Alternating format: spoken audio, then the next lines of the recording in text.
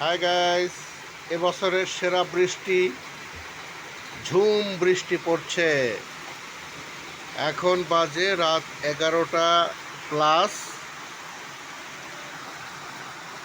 রাস্তাঘাট একেবারে শুনশান, নীরবতায় ভরপুর। ব্যাপক বৃষ্টি হচ্ছে, ব্যাপক,